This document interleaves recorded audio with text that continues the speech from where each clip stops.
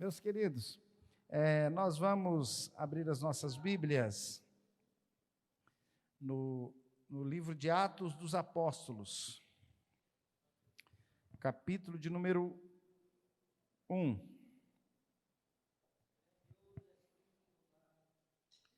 Nós estamos este mês falando sobre o tema Transformando Vidas em Testemunhos.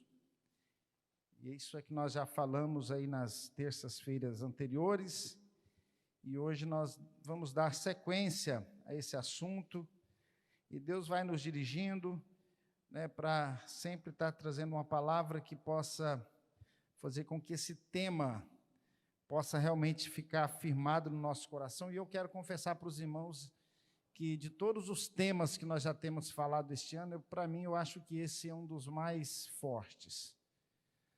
Transformar vida, ou as nossas vidas, em testemunho de Cristo. Aleluias. Que possamos alcançar esse objetivo, que realmente as nossas vidas esteja realmente glorificando o nome de Jesus. A palavra vai nos dizer da seguinte forma, Atos capítulo 1 e verso de número 8.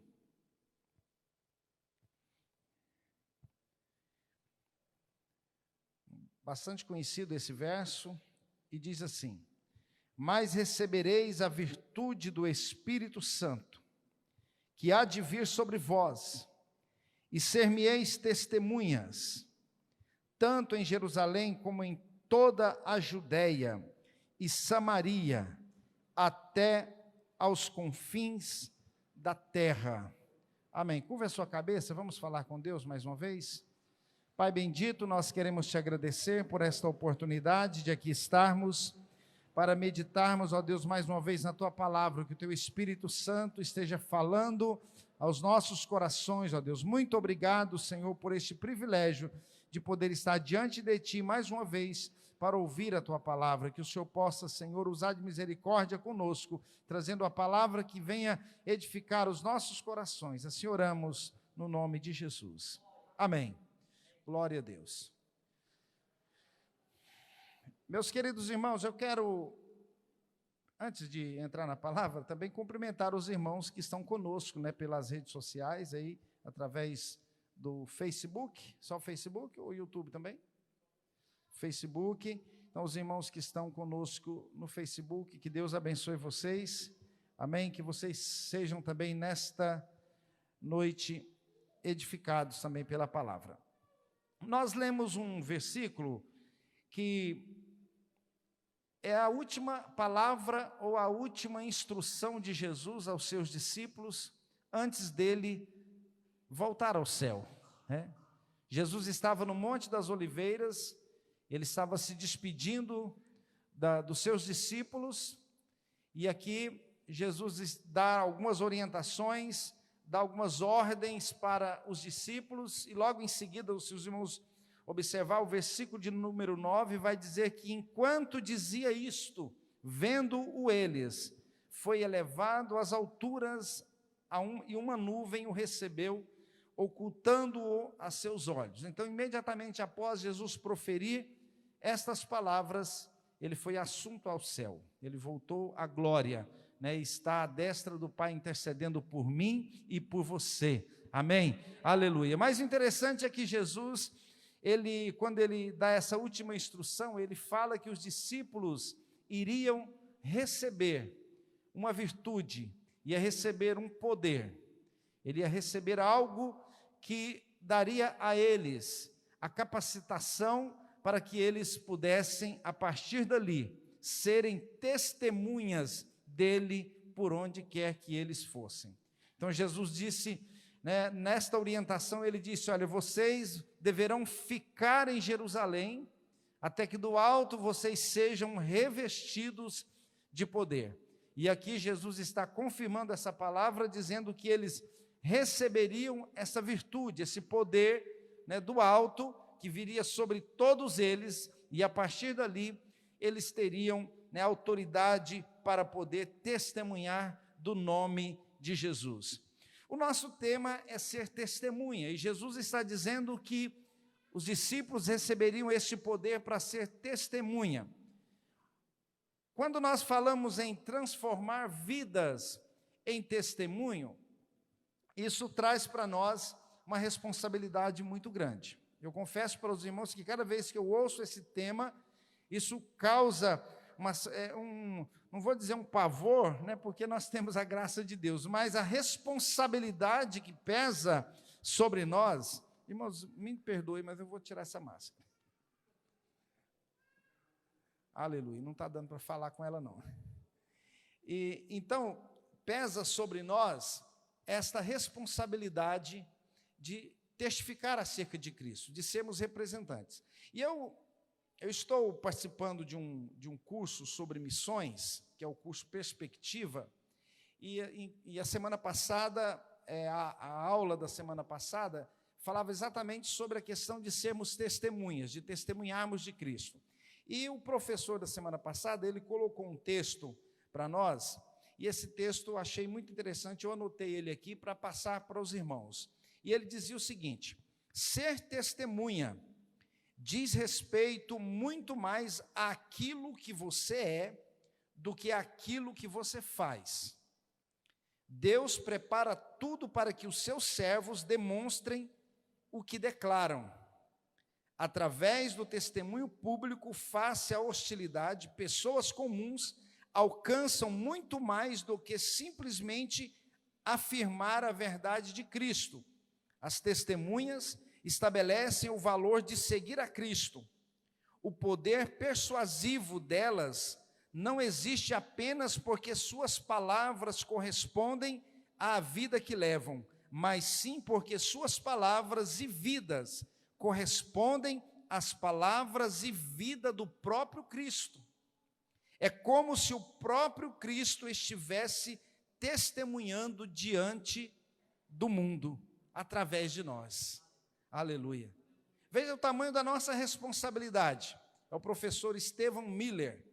Ele coloca isso para nós, dizendo que a grande responsabilidade que nós temos, presbítero Rubens, é de representar Cristo de tal maneira, como se Cristo estivesse fisicamente aqui, falando ao mundo através de nós.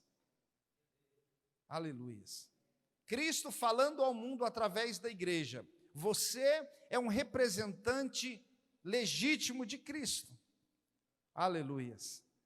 E isso nós vamos apertar um pouquinho mais sobre esse tema, porque eu quero discorrer sobre 2 tópicos apenas nessa noite, embora eles sejam bastante extensos, não sei se eu vou conseguir falar sobre os 2, né, completamente, mas eu quero falar sobre a característica de uma testemunha eficaz. Eu destaquei pelo menos 2 características. A primeira delas é que essa testemunha precisa conhecer a Cristo. Nós estamos testemunhando de Cristo e para que nós possamos testemunhar, nós precisamos de fato conhecer Cristo. E conhecer a Cristo vai muito além de nós sermos membros de uma igreja. Conhecer a Cristo vai muito além de você ser um frequentador de culto. É você ter experiência o suficiente com Ele na sua vida, a fim de que você possa falar dele livremente, abertamente, sem nenhum receio, por onde quer que você ande. Eu vou fazer aqui uma ilustração. Pastor Domingos, por favor, vem aqui. Imagine que o senhor tenha uma fazenda. Glória a Deus. Aí o senhor conheceu um trabalhador que trabalhou lá para o senhor, mas o senhor não sabe de onde ele veio, ele passou uns dias poucos lá, e aí o senhor dispensou ele, e aí o irmão Rubens, que também tem sua fazenda, precisa de uma pessoa para trabalhar. Aí ele chega: pastor Domingos, você tem alguém para me indicar?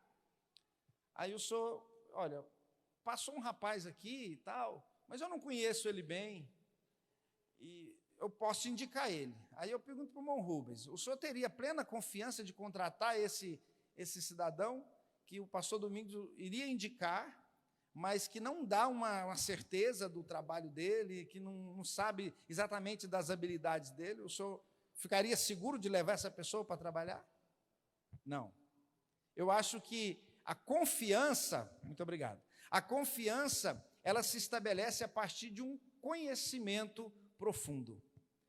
E eu começo dizendo que talvez onde a igreja mais peca hoje, na atualidade, onde nós mais temos falhado em relação ao nosso testemunho, a revelar Cristo, é exatamente porque muitos crentes, e aí eu falo de forma generalizada, né?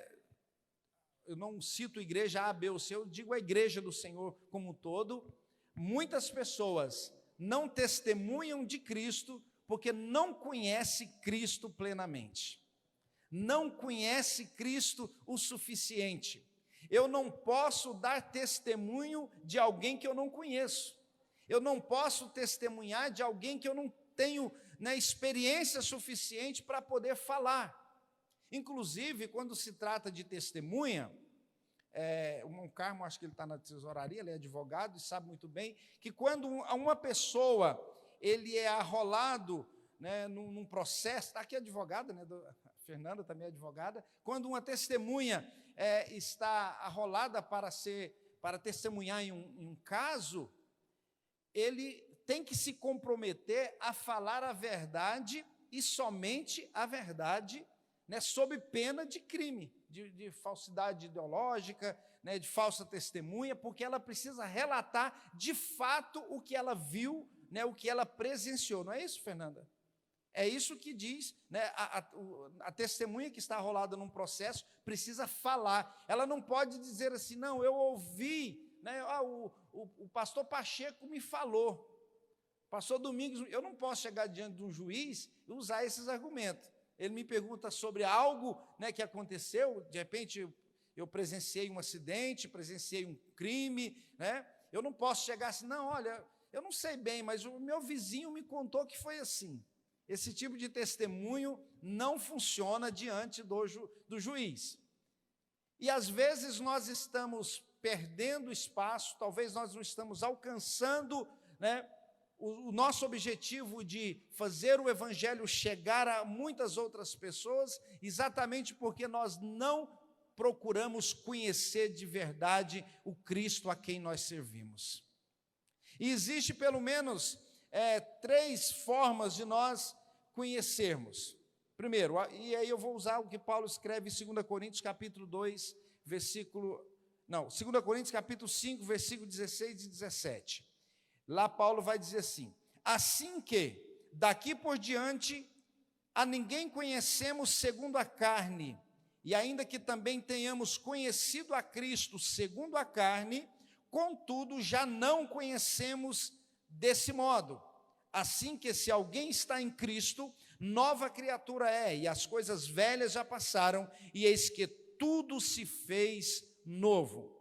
Paulo apresenta para nós aqui, pelo menos 2 formas de conhecermos a Cristo. Ele fala o conhecimento segundo a carne, ou seja, um conhecimento natural, você conhecer de ouvir falar, é um conhecimento humano.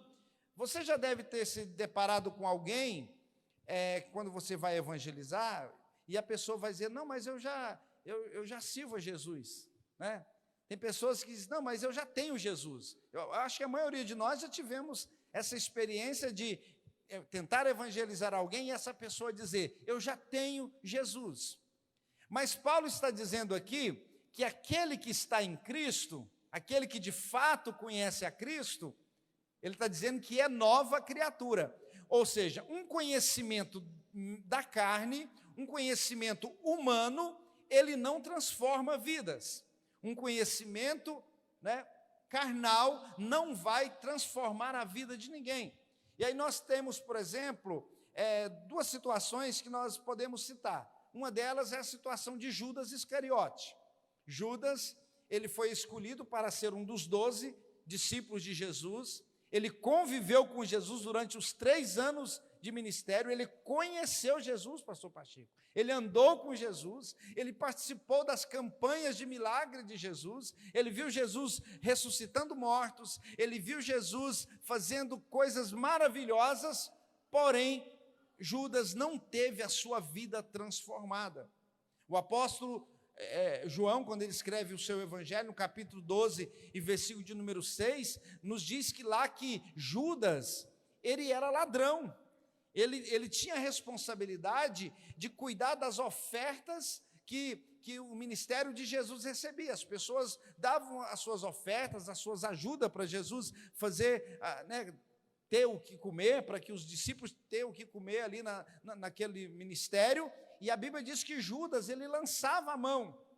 E exatamente por conta disso, Judas, quando teve a oportunidade de trair, ele traiu Jesus exatamente usando a questão do dinheiro. Ele vendeu Jesus por 30 moedas de prata. Ou seja, esse conhecimento que Judas teve de Jesus, que foi apenas um conhecimento humano, não o transformou, não mudou a sua vida. Um outro exemplo é o dos próprios irmãos de Jesus. Talvez alguns aqui podem até ficar assim meio assustados, mas Jesus teve irmãos carnais? Talvez a cultura, como nós somos no Brasil, a maioria das pessoas que se converte vem do catolicismo, e o catolicismo nega a existência dos irmãos carnais de Jesus, né? O catolicismo não aceita, né, que Jesus teve irmãos, né, de sangue, mas de fato Jesus teve irmãos de sangue. A Bíblia menciona o nome, pelo menos dos homens, não menciona o das mulheres, mas menciona o nome dos irmãos homens de Jesus. E aí, o Evangelho de João, no capítulo 7, versículo 7, 3 e 5, olha o que vai dizer lá. Disseram-lhe, pois, seus irmãos, os irmãos de Jesus, sai daqui e vai para a Judéia, para que também os seus discípulos vejam as obras que fazes, porque não há ninguém que procure ser conhecido que faça coisa alguma em oculto. Se fazes essas coisas, manifesta-te ao mundo. Aí o versículo termina dizendo, porque nem mesmo seus irmãos criam nele. Eles nasceram na mesma família, cresceram juntos, né, mas não conseguiram entender que Jesus era o Filho de Deus, que era o Cristo que foi prometido pelos profetas, né, que veio para nos libertar do pecado, e nem mesmo seus irmãos creram nele.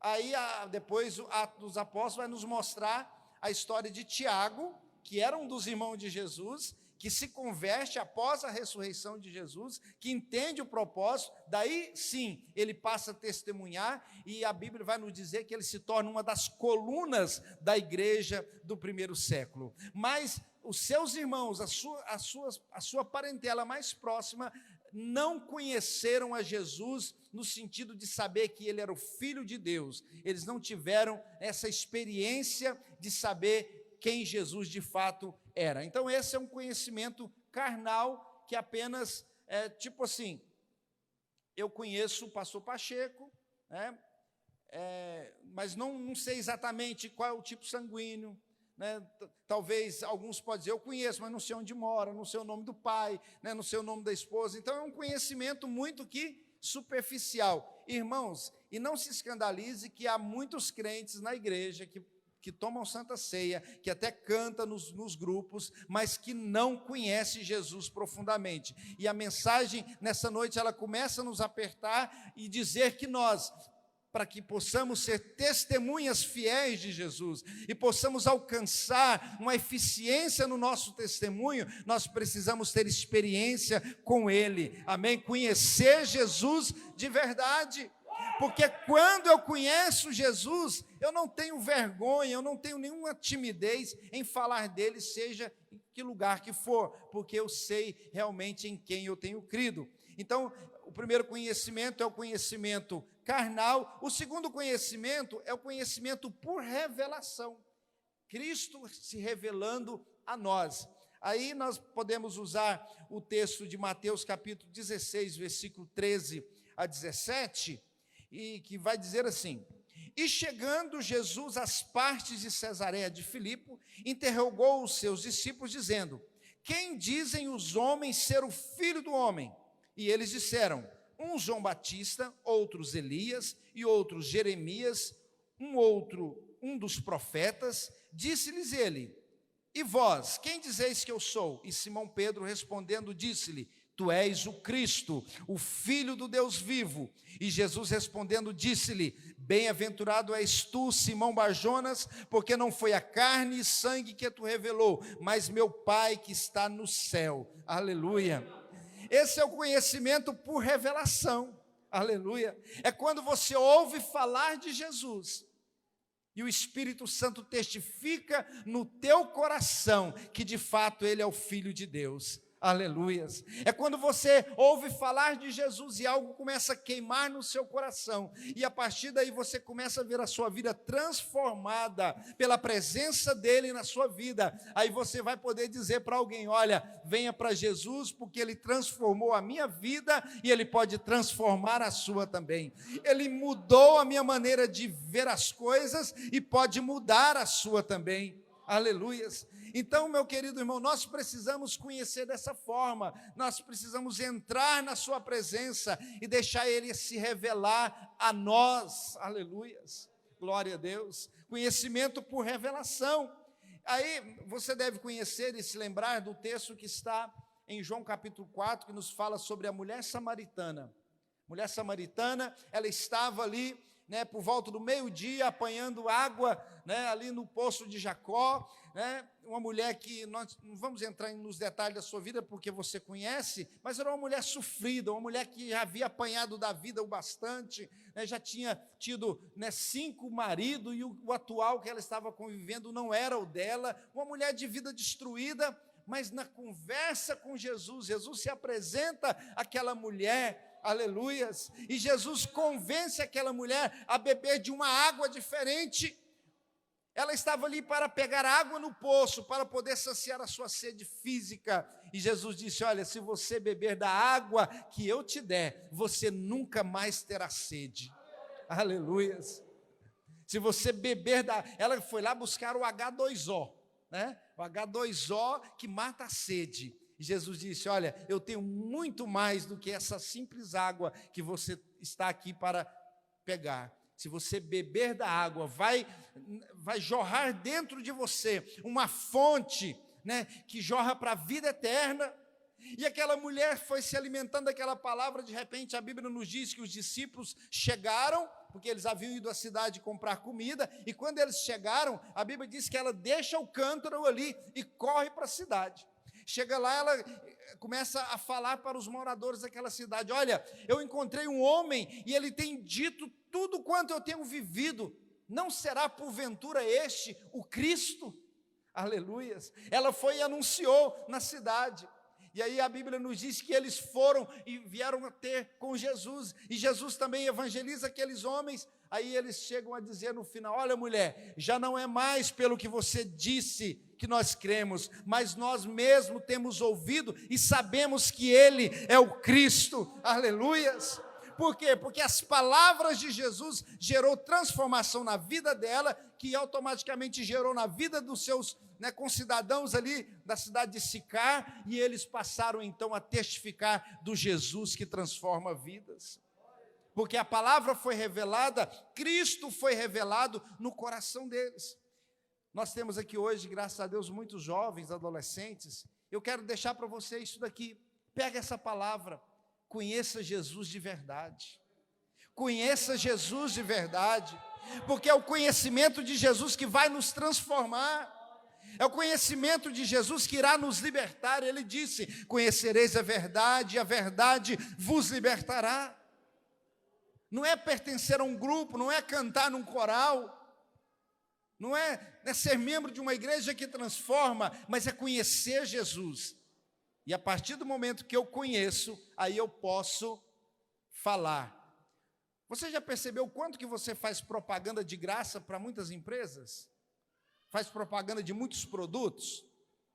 Você faz propaganda de muitos profissionais? Por exemplo, se alguém chegar em mim e falar assim: olha, eu estou precisando de cortar meu cabelo, você tem um cabeleireiro para me indicar? Eu vou falar: tem ali na Avenida Pandiacá Lógera, Carlinhos Cabeleireiro. Não estou ganhando nada para poder testemunhar do serviço dele, mas eu posso indicar porque eu conheço ele e conheço o trabalho dele. Posso falar sem medo. Você às vezes toma um remédio para aquela dorzinha na coluna, a dor de cabeça. Aí chega alguém para você, eu estou com uma dor de cabeça, aí você lembra, eu tomei Anador, e a dor desapareceu. Eu tomei Doril e a dor sumiu, né? Aí você vai e fala do Doril, fala do Anador, porque você teve a experiência com aquela medicação e você começa a fazer propaganda. E assim, muitos outros exemplos nós poderíamos citar. E nós damos exemplo porque conhecemos. E quando nós conhecemos Jesus, aleluias, aí nós falamos de boca cheia, eu conheço Jesus. Aleluia, eu experimentei Jesus, e eu experimentei e Ele mudou a minha vida, Ele transformou, então eu posso te indicar. Às vezes, irmão, nós estamos indicando mais a igreja do que Jesus. Eu já falei isso aqui outras vezes, mas vou repetir. Às vezes a gente está conversando com alguém, ao invés de falar de Jesus, você fala, vai lá na minha igreja. Não é? A gente não comete muito esse erro? Vai lá na minha igreja, como se a igreja que fosse resolver o problema. É a oportunidade que nós temos de falar de Jesus. Dizer, olha, o Jesus que está lá na minha igreja, Ele resolve o seu problema. O Jesus que é o dono da igreja, Ele pode, né, te dar alegria, Ele pode tirar dessa depressão, Ele pode trazer paz ao seu coração, porque eu conheço Ele, e a partir desse conhecimento eu posso testemunhar. E o terceiro tipo de conhecimento é o conhecimento progressivo, que você vai conhecendo dia após dia, mais e mais. Oséias 6,3 nos diz, conheçamos e prossigamos em conhecer ao Senhor. Aleluia, é cada dia conhecendo mais, é cada dia Ele se revelando mais na nossa vida, é cada dia Ele se manifestando em nós, e nós ficamos mais parecido com Ele. Oh, aleluias, glória a Deus. Paulo vai nos dizer aos Colossenses que é Cristo em nós, esperança de glória. Paulo nos diz em Gálatas 2:20, agora não vivo mais eu, mas Cristo vive em mim. Cristo vive em mim. E eu pergunto para você, Cristo está vivendo na sua vida? Você reflete Cristo neste mundo? Aleluia, você está refletindo Cristo por onde você está passando?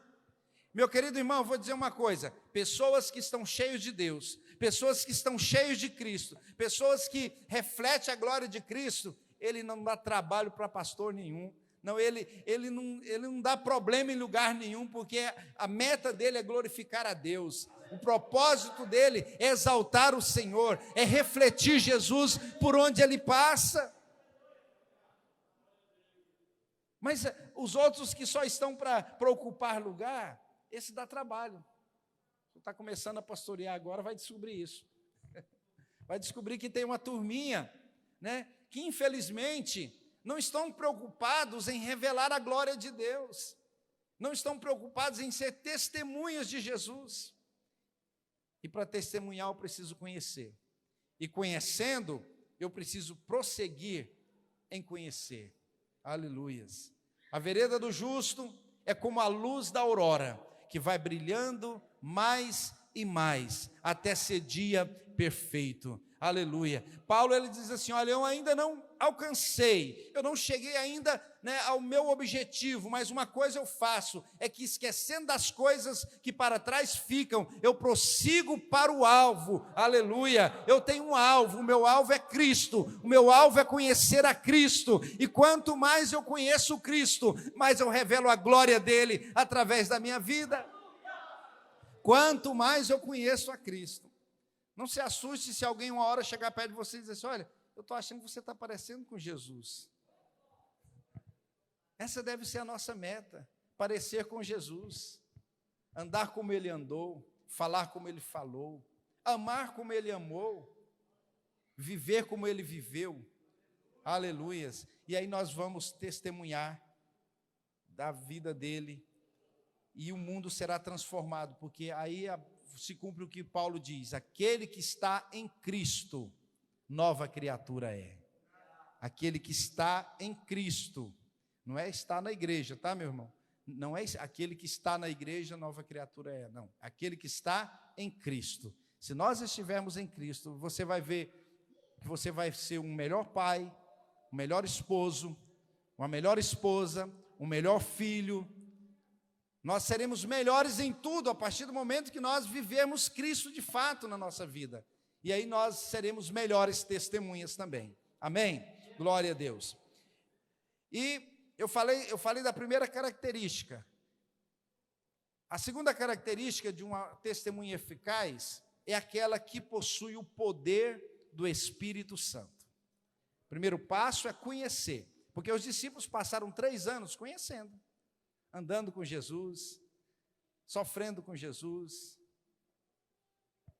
Eles passaram 3 anos conhecendo Jesus. Aí ele disse, olha, só que para vocês agora, a partir de agora, serem minhas testemunhas, vocês precisarão receber a virtude, o poder do alto. Aleluias. Quando Jesus foi se despedir dos discípulos, ele estava lá, dando as suas últimas orientações, aí alguém chegou perto dele e perguntou assim, verso de número 6 de Atos 1. Aqueles, pois, que se haviam reunidos, perguntaram-lhe, dizendo, Senhor, restaurarás tu, neste tempo, o reino de Israel? Eles estavam preocupados com a situação política de Israel. Israel, naquele tempo, estava sob o domínio do Império Romano, e era o grande sonho dos judeus, a sua independência, possuir o reino, né, que já havia sido profetizado pelos profetas, que Deus já havia dito, né, que esse reino começaria com Davi, né, teria um reino eterno, e eles estavam pensando, chegou a hora é agora, o momento agora de tomarmos posse, e eles estavam pensando, né, provavelmente, né, que eles, pelo fato de serem os discípulos mais próximos, né, eles estariam ao lado do rei, e consequentemente seriam as autoridades também do reino, né, os ministros, né, as pessoas mais influentes do reino. Então eles estão ali pensando que estariam agindo a partir daquele momento, né, com um poder político, mas o Senhor disse para eles, olha o que ele diz no verso 7, disse-lhes, não vos pertence saber os tempos, ou as estações que o Pai estabeleceu pelo seu próprio poder, mas recebereis poder, aleluia, ou recebereis a virtude, como diz essa versão, do Espírito Santo, que há de vir sobre vós, e ser-me-eis testemunhas. Vocês vão receber poder do alto para ser testemunha. Vocês serão visitados pelo Espírito Santo para ser testemunha. Eu fico preocupado quando eu vejo alguém dizer assim, olha, fizemos um movimento e 5 pessoas foram batizadas com o Espírito Santo. Maravilha, né? E nós estamos precisando ver isso. Porém, se houve esse movimento, as pessoas dizem que foram batizados, mas não houve uma atitude após isso, de querer pregar, de querer falar de Jesus, de querer evangelizar, de querer espalhar o nome de Jesus por todos os lados, então fica meio em dúvida essa operação. Fica meio em dúvida esse batismo, porque o batismo com o Espírito Santo não é para as pessoas ficarem se exibindo, falando línguas o tempo todo e ficar somente nisso. Batismo com o Espírito Santo, revestimento de poder, é para você pregar com autoridade, é para você testemunhar com graça de Deus, é para que o mundo possa conhecer Jesus através da sua vida. Mas há muitas pessoas que querem exibir os dons espirituais no meio da igreja, enquanto que os dons do Espírito é para que vidas sejam alcançadas, para que o objetivo de trazer vidas para a glória de Deus seja realmente alcançado. Aleluia. Jesus está dizendo, vocês vão receber poder para ser testemunha. E a palavra poder aqui nesse versículo, ela vem da palavra grego dínamo, que quer dizer poder dinâmico, ou seja, o poder que a igreja recebe gera dinamismo para a igreja, e isso você vai perceber claramente a partir do avivamento, a partir do Pentecoste de Atos 2, que a igreja que estava parada, amedrontada, a igreja que estava ainda recuada ali, né, ou acuada, com medo dos perseguidores, a partir daquele momento, eles realmente saíram com aquela força, e Pedro, que havia negado Jesus, que dizia que não conhecia Jesus, que não era um deles, Pedro agora toma a palavra, Jerusalém estava assim de gente, vinha gente de todos os lugares do mundo para a festa do Pentecoste, e Pedro agora toma a palavra e começa a dizer: olha, o que aconteceu aqui foi o que o profeta Joel profetizou, que nos últimos dias o Senhor derramaria do seu Espírito sobre toda a carne. O que vocês estão vendo aqui é o cumprimento da promessa. Aleluias. E ele começa então a falar de Jesus, ele começa a falar das profecias, e ele se enche de graça de uma tal maneira, que a Bíblia nos diz que quando ele faz o apelo, não sei nem se fez, né? Porque a Bíblia nos diz que, capítulo 2, e versículo de número 37, se eu não me engano, olha o verso de número 37 de Atos 2, e ouvindo eles isto, ouvindo o quê? A pregação de Pedro. Ouvindo eles a pregação de Pedro, compungiram-se em seu coração, ou seja, o coração deles, né, ficaram contristados, o coração deles ficaram quebrantados, e perguntaram a Pedro e aos demais apóstolos: o que faremos, irmãos? A pregação de Pedro foi com tanta autoridade, com tanto poder, que no final eles perguntaram: o que é que nós vamos fazer? Aí Pedro responde: olha, vocês precisam se arrepender dos vossos pecados e serem batizados em nome de Jesus.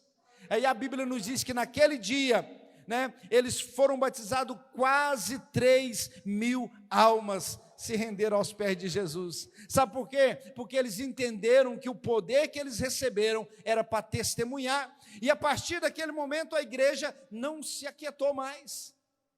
Aí a Bíblia nos diz que era no templo e nas casas e nos templos, e eles iam indo, eles iam pregando, eles iam curando os enfermos, eles iam evangelizando, e Jesus disse que eles receberiam poder para ser testemunha, tanto em Jerusalém, tanto na Judéia, tanto em Samaria, quanto aos confins da terra. Aqui não há uma escala de prioridade: Jerusalém primeiro, Judéia vem depois, Samaria, não. Ele diz: vocês serão testemunhas tanto em Jerusalém, tanto na Judéia, tanto em Samaria, quanto aos confins da terra. Ou seja, o evangelho tinha pressa para alcançar o mundo todo. Naquele dia a Bíblia nos diz que em Jerusalém havia gente de várias nações, e eles ouviram o evangelho sendo pregado pelos apóstolos, através do poder e a unção do Espírito Santo, e eles foram, cada um para os seus países, cada um para as suas nações, e eles foram chegando lá e testemunhando: olha, nós fomos em Jerusalém, vimos algo diferente, o povo fez um barulhão esquisito lá, o povo parecia que estava bêbado, né? E Pedro explicou para eles que não era cachaça, que não era vinho, era poder, era unção de Deus, e eles voltaram impactados com aquilo, e testemunhando por onde eles passavam. Aleluias. Eles iam pregando, eles iam ensinando, eles iam fazendo discípulos, cumprindo o que Jesus havia pedido para eles, e de fazer discípulos de todas as nações. Aleluias, glória a Deus.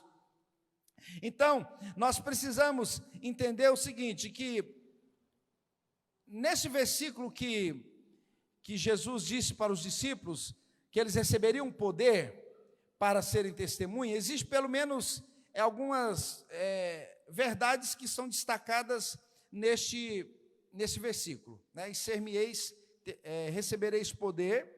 Vou ler novamente o versículo para você gravar ele mais uma vez, se você ainda não gravou. Mas recebereis a virtude. Aleluia. Mas recebereis a virtude do Espírito Santo que há de vir sobre vós.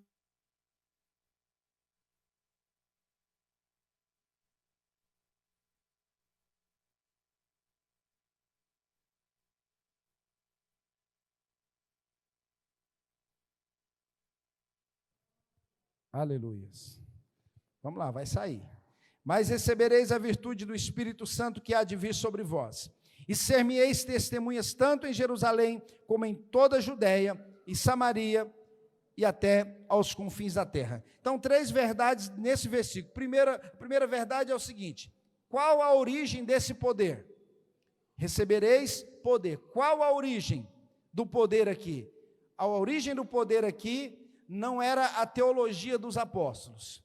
A origem do poder não era o status social que eles tinham. Não. A origem do poder aqui era o Espírito Santo. Amém? A origem do poder da igreja, ela vem do Espírito Santo. O poder prometido por Jesus não é uma energia, não. Muita gente pensa que o Espírito Santo é uma energia, né?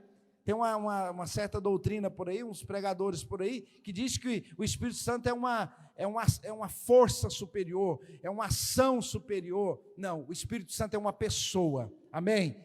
O Espírito Santo, ele é uma pessoa, Pai, Filho e Espírito Santo. Então, eles estariam naquele momento, tendo a presença do Espírito Santo com eles. Jesus disse, antes, quando ele ainda ensinava os discípulos, em João capítulo 14, depois do capítulo 16, ele vai dizer assim, olha, eu não deixarei vocês órfãos, mas eu enviarei o Paracleto, eu enviarei o Consolador, aleluia, e ele estará convosco todos os dias. Eu vou enviar, e nesse dia, o dia de Pentecostes, Jesus envia o Consolador, o Espírito Santo, o poder que reveste a igreja, ele não vem da terra, mas ele vem do céu, não é um poder humano, mas é um poder divino, aleluia, porque Jesus sobe e o Espírito desce, aleluia, Jesus subiu, mas o Espírito desceu, aleluia, eles ficaram e receberam o Espírito Santo. Jesus concluiu a obra dele e o Espírito Santo começou a sua obra. Nós vivemos na era da graça, na era do Espírito Santo, no tempo do Espírito Santo. O Espírito Santo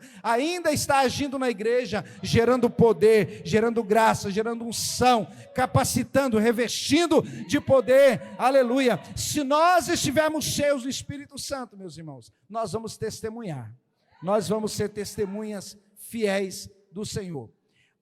Em segundo lugar, qual é o propósito do poder? Nós já sabemos que a origem é o Espírito Santo. Qual é o propósito? Eu já falei, mas volto a repetir. O propósito é ser testemunha.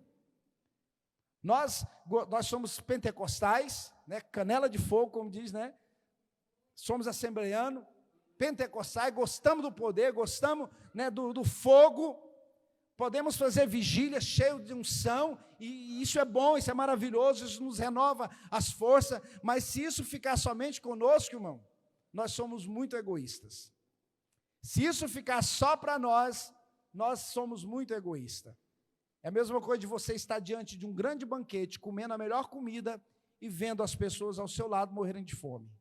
Então nós precisamos do poder que vem do Espírito para testemunhar, para dizer ao mundo que Jesus vem, para dizer ao mundo que Jesus liberta, convidar as pessoas para virem conhecer a Jesus e serem transformadas em verdadeiros adoradores. Eu falei aqui na reunião de obreiros que nós fazemos parte da missão de Deus. Deus está em missão na terra, Deus está convocando as nações para adorar o seu nome, e Ele nos colocou nesse propósito. Ele nos colocou nesse propósito de ir em busca das almas, para gerar adoradores. Olha o que Jesus disse para a mulher samaritana, que Deus procura verdadeiros adoradores. A missão de Deus é trazer adoradores para a sua presença, é tornar um homem um verdadeiro adorador, e isso passa pela igreja, passa por mim e por você. Eu já conhecia Jesus, já recebi o poder, e agora eu tenho que falar.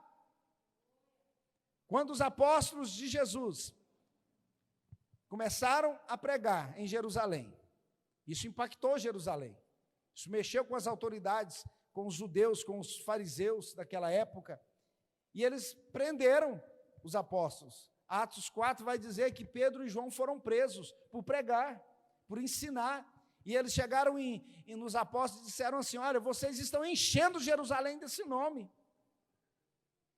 Você sabia que a ordem de Jesus para os discípulos era ficar em Jerusalém. E ficar em Jerusalém para os discípulos, talvez fosse uma situação muito perigosa. Ficar em Jerusalém era algo muito perigoso para os discípulos, porque nenhum deles era de Jerusalém, nenhum deles. Mas eles tinham que ficar em Jerusalém. Jerusalém, os doutores da lei, as grandes autoridades judaicas, aqueles que autorizaram a morte de Jesus, eles certamente ficariam no encalço dos discípulos, eles mataram Jesus, e certamente eles queriam matar todos aqueles que seguiam Jesus, eles queriam exterminar os seguidores de Cristo, e Jesus diz, não, vocês ficam em Jerusalém, é perigoso, mas fiquem em Jerusalém. Só que eles foram revestidos de tal poder, que a partir do momento que eles começaram a ser presos, chegaram neles e disseram, olha, vocês devem parar de falar neste nome. Mas como eles estavam cheios do Espírito Santo, eles disseram assim, olha, a nós convém muito mais obedecer a Deus do que a vocês. Para início de conversa, né? Nós vamos obedecer a Deus e não a vocês. Depois eles tentaram negociar, dizendo, olha, se vocês parar de falar, nós vamos soltar vocês. Eles disseram assim, nós não podemos deixar de falar daquilo que temos visto e ouvido. Nós não temos condição de parar, porque nós vimos, nós experimentamos, nós conhecemos Jesus, então nós temos que falar dele. E quando eles viram que não tinha jeito mesmo, tiveram que soltar. E a Bíblia diz que eles soltaram eles e eles saíram dali, regozijando pelo fato de terem sido afrontados por serem seguidores de Cristo. Aleluia. Jubilosos de alegria por ter sofrido afronta em nome de Cristo. E às vezes quando a gente vai pregar para alguém, alguém começa a criticar a gente já logo desiste, né? Ah, não, eu vou pregar mais não, porque eu fui bater na porta de alguém para entregar um folheto, a pessoa foi mal educada comigo, né? Aí você já quer desistir. Alguém que já foi preso por pregar o evangelho alguma vez? Levanta a mão, quem foi preso alguma vez? Alguém já foi cuspido? Alguém já cuspiu no seu rosto por pregar o evangelho? Pode ser que alguém já tenha. Já foi?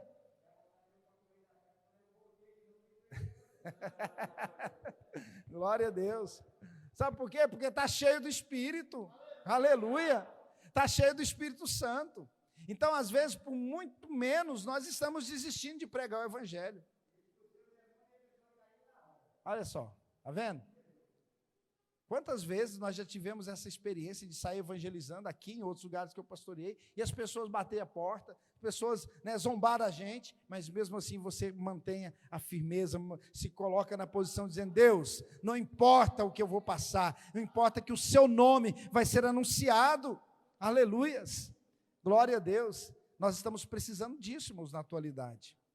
A igreja está muito acovardada, essa talvez seja a palavra mais correta para se dizer nesse último tempo. Nós estamos acovardados, nós estamos acuados, como se nós estivéssemos vendendo um produto de péssima qualidade.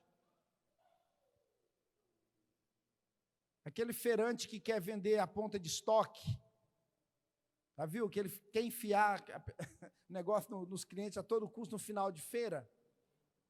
Às vezes nós estamos achando que nós estamos no final de feira, nós não estamos não, nós estamos anunciando Jesus, o Salvador do mundo, amém, aleluia, estamos anunciando aquele que tem todo o poder, estamos anunciando aquele que pode transformar a vida do pecador, então não se atemorize.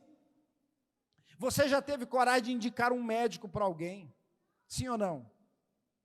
Quem já indicou um médico para alguém aqui? Assim, alguém, eu conheci o doutor fulano de tal. E não há nada de errado de indicar um médico, não, eu já indiquei também, né? Você confiou, serviu para você. Agora, por que se nós confiamos em indicar um médico, nós não confiamos em indicar Jesus?